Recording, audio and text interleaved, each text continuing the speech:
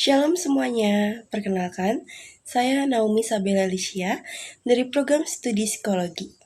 Dan pada hari ini, saya akan menjelaskan materi mengenai kepemimpinan hamba.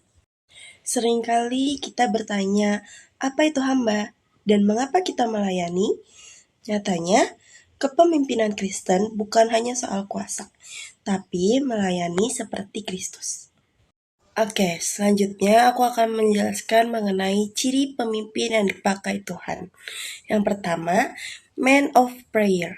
Ciri pemimpin yang pertama adalah orang yang suka berdoa. Orang yang dipakai Tuhan adalah orang yang mempunyai kontak dengannya. Seperti Petrus dan Yohanes dalam Kisah Para Rasul 3 ayat 1, bahwa pemimpin sejati harus membangun hubungan dengan Tuhan melalui doa. Ciri yang kedua adalah man of faith. Nyatanya diperlukan iman yang sangat besar untuk melayani orang-orang. Terlebih saat kita menemukan kondisi-kondisi yang tidak mungkin secara pikiran manusia. Padahal bukan kemampuan kita, namun kemampuan Tuhanlah yang akan menyelesaikan segalanya. Masalah utamanya bukan kesulitan, tetapi iman kita yang percaya. Dan ciri yang ketiga adalah man of word. Orang yang mengandalkan firman-Nya lah yang dipakai oleh Tuhan secara efektif.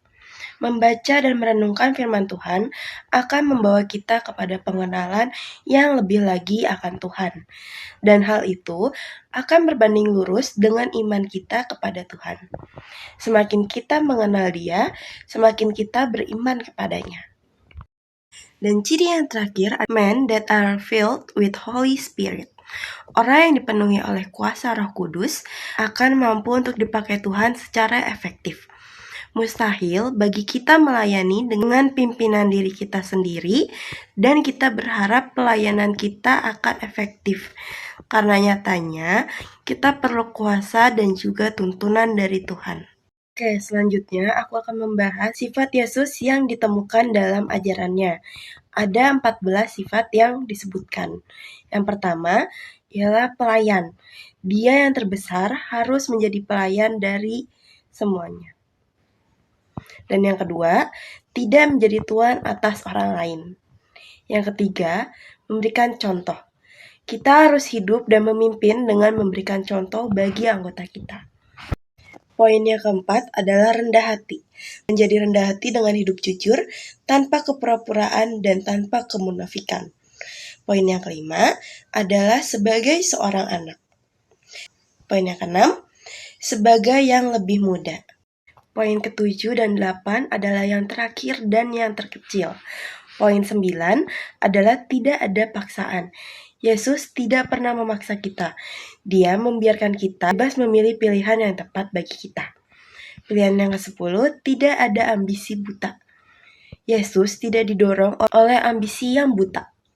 Poin 11, dia membuat dirinya tanpa reputasi. Poin ke-12 adalah manusia. Ia adalah sepenuhnya Allah dan sepenuhnya manusia. Poin yang ke-13 adalah Yesus merendahkan dirinya dan taat. Dia taat sampai mati. Dan poin yang ke-14 atau poin yang terakhir adalah dia taat sampai mati, bahkan kematiannya di kayu salib. Oke, yang selanjutnya itu adalah anjuran kedewasaan. Dalam Alkitab, dalam Amsal 27 ayat yang ke-6 berkata, seorang teman akan menyakiti Anda, tetapi teman sejati adalah orang yang mencintai Anda dan mengatakan yang sebenarnya. Itu artinya bahwa teman sejati kita akan berkata jujur demi pertumbuhan dan juga kebaikan diri kita sendiri. Dan yang kedua adalah anjuran untuk maturitas.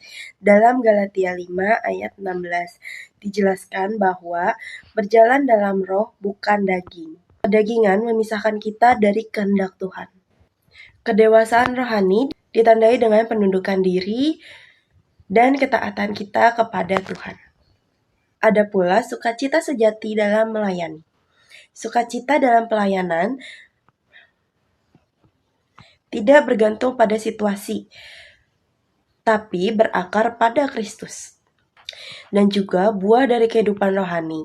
yang artinya hidup kita harus memancarkan kebaikan, kasih, dan kesetiaan, seperti yang didoakan Paulus di Filipi dan Kolose. Sekian materi yang dapat saya sampaikan pada hari ini. Kiranya materi yang disampaikan dapat bermanfaat bagi kita semua. Terima kasih.